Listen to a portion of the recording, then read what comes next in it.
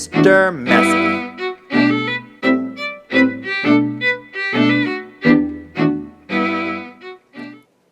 Mr. Messy was the messiest person you have ever met in your whole life. He looked messy because he was messy in everything he did. You could always tell where Mr. Messy had been because he left a trail of messy fingerprints everywhere he'd been. Oh yes, Mr. Messy was messy by name and messy by nature. Mr. Messy lived in a particular messy-looking house. The paint was peeling, the windows were broken, there were tiles missing from the roof, the flower beds were overgrown with weeds, the garden gate was off its hinges. And had Mr. Messy cut his grass in his yard lately? He had not. One morning, Mr. Messy woke up from his messy bed, yawned and scratched, got up, brushed his teeth, leaving the top off his toothpaste, had his breakfast, spilling cornflakes all over the floor, and then he set out for a walk, tripping over a broom he had left lying in the yard 2 weeks ago. There was a forest behind Mr. Messy's messy house with a messy yard, and that's where he went for his walk.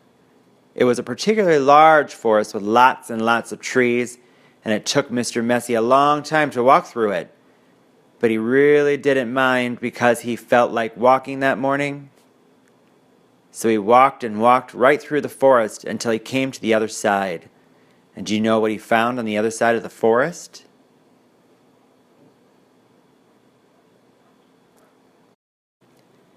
Mr. Messy found the neatest, prettiest looking cottage that he had ever seen. It had a lovely little yard with a stream running through the middle of it.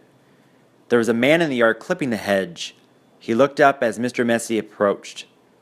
"Good morning, I'm Mr. Messy," said Mr. Messy. "I can see that," replied the man, looking him up and down. "I'm Mr. Tidy." "And I'm Mr. Neat," said another man appearing out of the house. "Tidy and neat," said Mr. Tidy. "Neat and tidy," said Mr. Neat.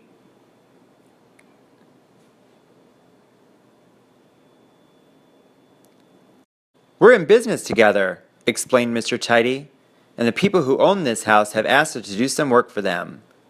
"What sort of work?" asked Mr. Messy. "Oh, we make things nice and neat," said Mr. Tidy.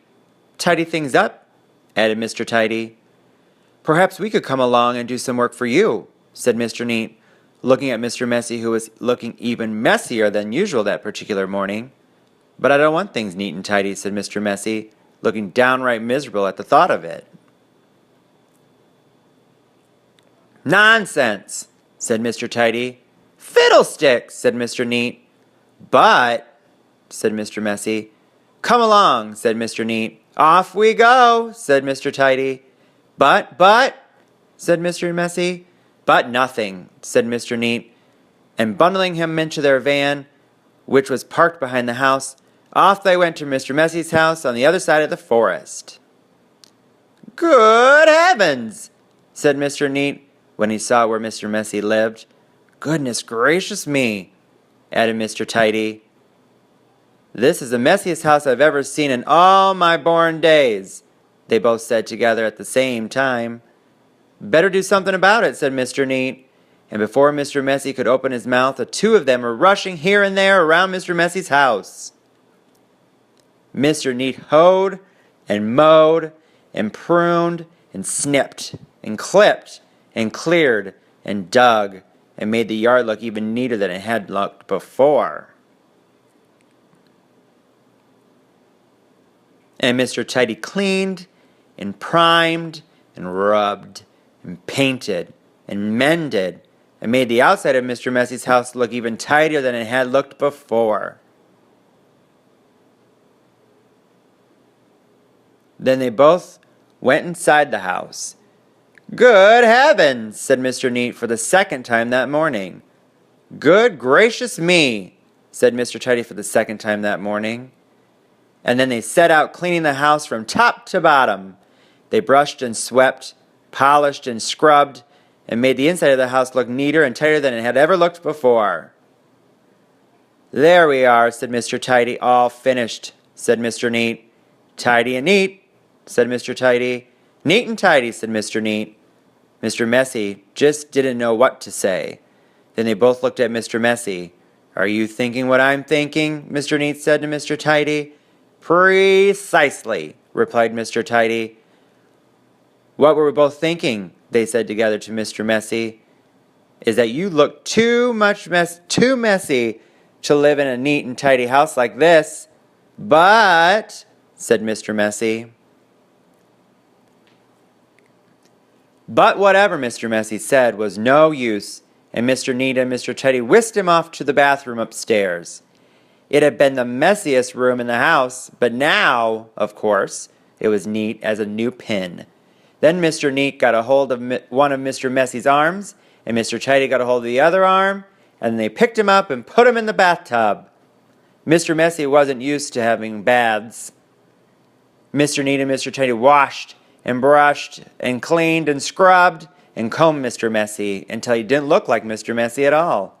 In fact, he looked like the opposite of messy. He looked at himself in the mirror.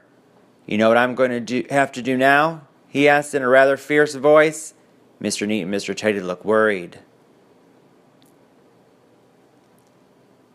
What do you have to do now? They asked Mr. Messy. I'm going to have to change my name, said Mr. Messy. And then he chuckled. And Mr. Neat and Mr. Tidy chuckled.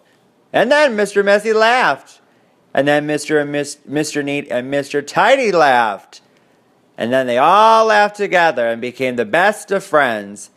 And that really is the end of the story, except to say that if you're a messy sort of person, you might have to visit from two people. And you know what they are called, don't you?